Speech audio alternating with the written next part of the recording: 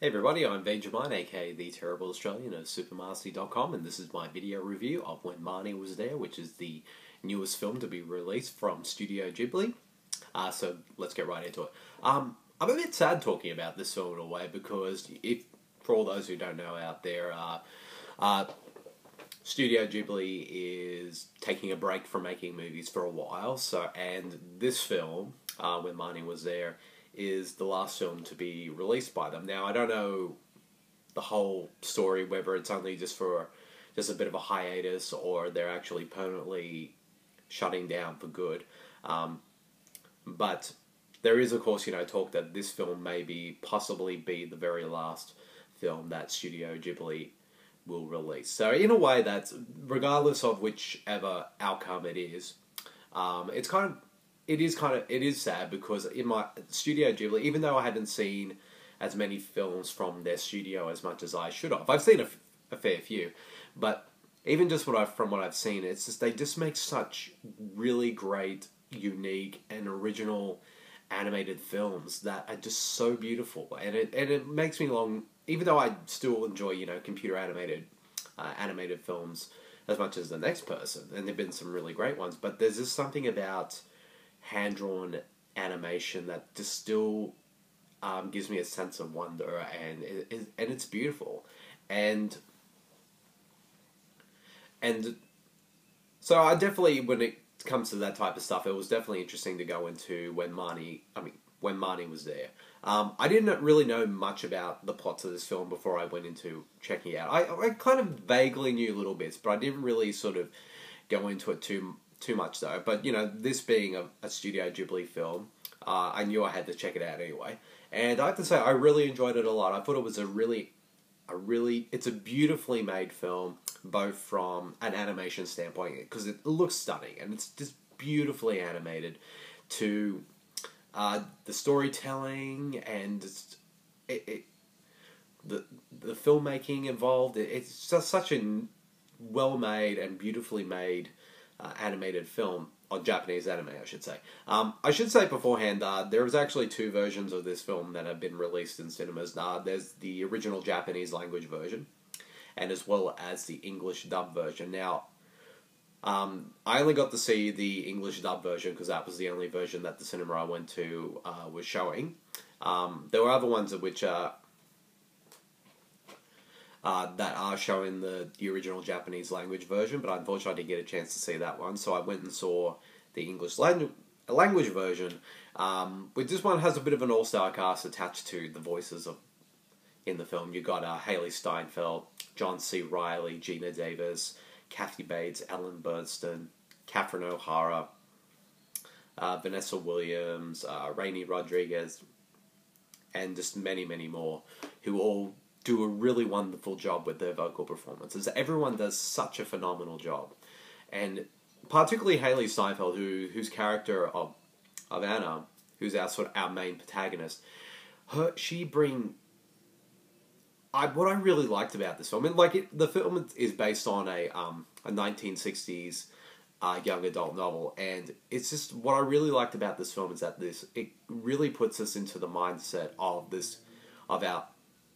our lead character and what she's going through, and sort of the pains of growing up and of childhood, and that's in a lot of ways I could relate to that on some level. And even though, yes, I may be a guy, but in some ways of what her character is going through, the difficulties and all that, in some ways I could relate to her on a lot of levels, and also the friendship between her character and the character of Marnie is really very well done, and you can understand this character's need who's always a bit of a loner, to try to find some kind of someone that she connect with, and you see that with her friendship with Marnie.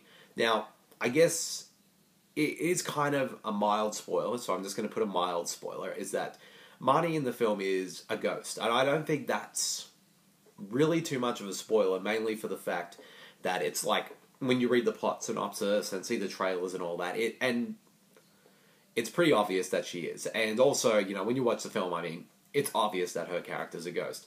But and I thought that it was interesting in that way. You kind of know about this up front, because usually in a film like this, like a live action film, they would use that as kind of like a twist in the story. But apparently, as a matter of fact, there are some turns here and there within the story that I actually did, and because I was sort of sitting there wondering where is the story going to go? Like, I wasn't quite sure. I had a bit of an idea where it might, but I wasn't 100% sure. So in that regard, like, I'd actually give the film credit for coming up with couple little surprises as well, where it was going with its story, that with some of it I didn't honestly expect. And like some of it I was able to figure out quickly, but only just before, that realization does happen. And also the last half of the film, and I would say I'm kind of weird about the last half. I mean, I like it, but at the same time it's kind of problematic. But mainly, you could definitely tell that this movie was based on a book. Just the way that it's written and handled from, a structural standpoint, it does feel kind of a bit awkward and uneven. And also the sort of the things that happen in that last block are pretty unbelievable and a bit of a stretch. But at the same time, though, I still found it rather effective regardless. And I ashamed to admit that I was actually pretty moved by it. And I could explain why that is, but, that would go in the spoiler territory, but you'll have to figure that out for yourself. But overall, it's a wonderful little film. It is flawed, but mostly on a structural standpoint. But overall, I can forgive that, because I did really enjoy it a lot, and I did find it a very moving experience, and the vocal performances from the cast really sort of added that as well. And there's actually a lot more to the film than I expected it to be, with some of the themes and that it was exploring, but also just that this is more to this film than just the relationship between the characters of Anna and Marnie. And I was quite moved by it. And of course, the music is beautifully done. It's just a beautiful little film. Like, it's not perfect. It is flawed in some regard, but I still really enjoyed it nonetheless. And yeah, the ending's a bit, like I said, a bit unbelievable and a bit of a stretch, but I just kind of went along with it, and still found it rather effective. So if I had to rate this film, I'd give it a solid 4 out of 5.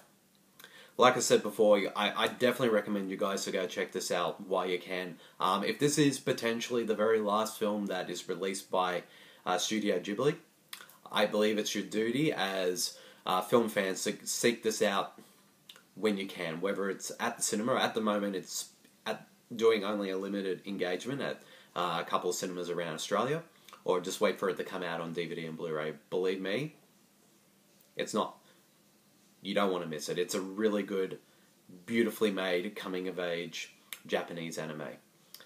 So, yep, that's my video review of When Marnie Was There. I hope you all enjoyed it, and I'll see you guys all later. See you, everyone. Bye.